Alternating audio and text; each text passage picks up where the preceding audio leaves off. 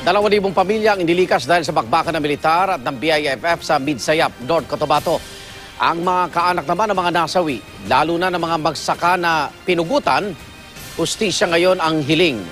Mula pa rin sa Midsayap, North Cotabato, nakatutok live si John Bautista ng GMA Davao. John?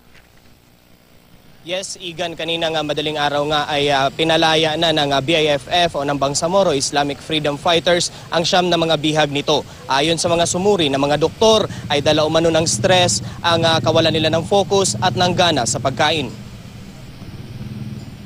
Agad dinala sa ospital ang siyam na guro at 5 barangay official na tinangay ng mga armadong grupo na BIFF matapos mapakawalan bandang alas 5:30 kaninang madaling araw. Sinuri ang kanilang kalagayan matapos ang halos 24 oras sa kamay ng mga rebelde.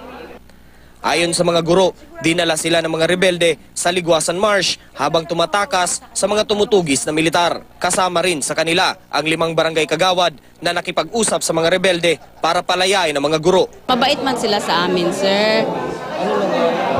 Wala, pinasakay lang kami ng pambot, pinakain, pinatulog. Pero para naman kay Rubierio, isa sa mga gurong nakatakas naman mula sa mga rebelde kagabi, maituturing na hostage taking ang nangyari.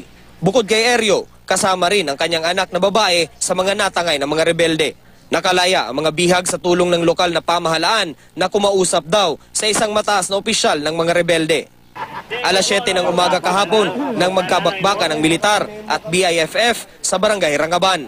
Umabot ang gulo hanggang sa mga katabing barangay ng Mudsing, Tunggal at Malingaw. Ilang residente ang nadatnan pa ng GMA News na kinukuha ang mga alagang hayop na namatay sa barilan.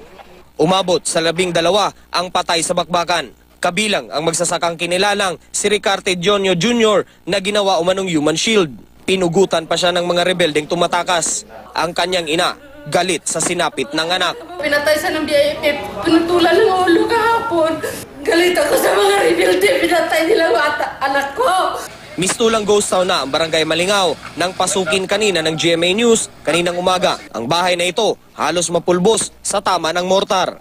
Tad-tad din ng bala ang isang moske kung saan daw nagkuta ang mga sniper ng BIFF. Umabot sa 2,000 pamilya ang nagsilikas sa iba't ibang barangay sa Midsayap. Kagabi, siksika ng mga bakwit sa barangay Salunayan. Ang mga sanggol at bata natulog na sa open area.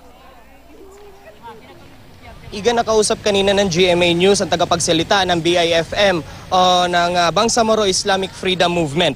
Ayon kay Abu Misri Mama, wala ng mga BIFF ngayon sa Midsayap. Aniya, pinalaya ng BIFF ang mga guro para mas mailigtas sa panganib at di na madamay sa bakbakan.